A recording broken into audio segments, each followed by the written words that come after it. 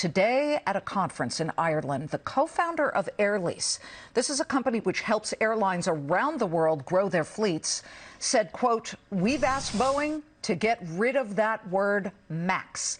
I think the word MAX should go down in history books as a bad name for an aircraft." This on news that fresh software issues could further delay the beleaguered model's return to service. Would a name change, I'm asking you guys this, would a name change of the plane that crashed twice in a short amount of time, killing 346 people, simply be enough? Or does the 737 MAX need to outright end production? We welcome someone who no doubt has an opinion. Seth Kaplan, co-founder of the industry-leading newsletter Airline Weekly. He's been covering the aviation industry for more than a decade and a half. Good to see you, Seth. Thanks for being here. Likewise, Liz. Good to be here. Give me your thoughts. Yeah, look, changing the name isn't going to fix the problem, right? But Boeing has a perception problem, but also a reality problem. But it's a start. And you know, President Trump actually many months ago tweeted out Boeing should change the name. And back then, you know, some people laughed. Other people said, well, a little premature. But here we are now with almost a year of the grounding underway and no sign of this plane getting back in the air anytime soon.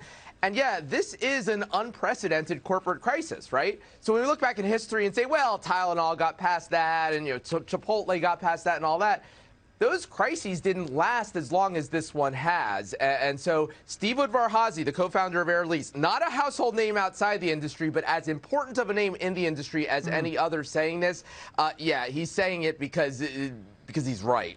Well, I have to tell you, I was on Fox Nation on a panel discussing this very issue and all the problems, and perhaps the problem lies in the fact that Boeing was not upfront when it first happened. There were a lot of emails and texts from engineers who were very concerned, whistleblowers right and left, but maybe people don't really want to stick around to find out. And I say that because, forget about me, I don't know anything, but we spoke on that Fox Nation panel with a test pilot, and he's been around. Listen to what he said. His name is J.P. Tristani.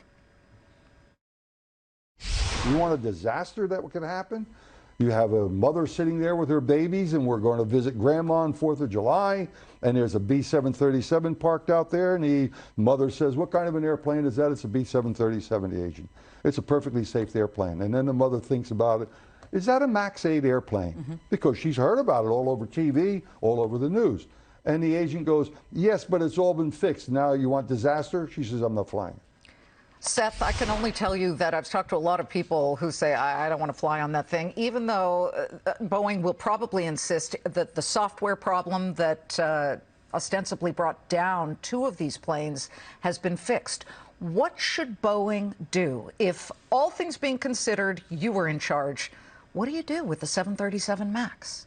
Yeah, and the problem is that Boeing for so long has been reactive rather than proactive about everything, as you mentioned.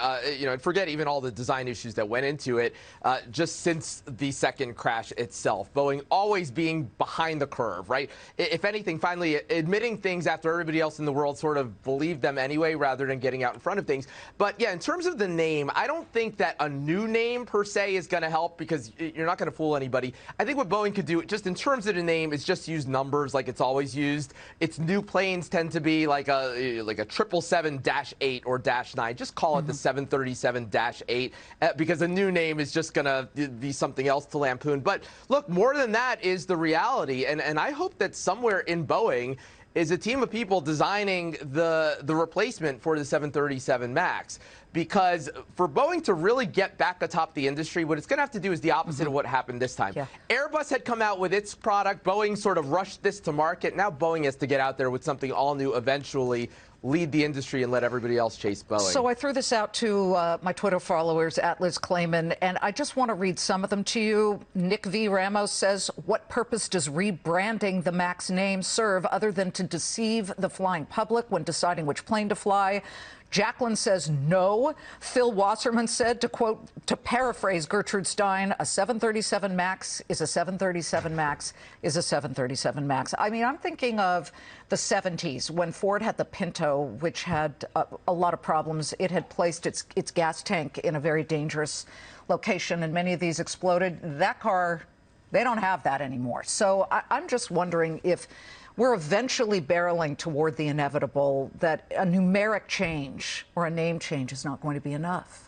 It's not going to be enough. I mean, let's be very clear. There's that term necessary but not sufficient, right? So, I mean, the name is toxic. As I said, I think if you try to replace it with something else, everybody's just that'll become its own issue.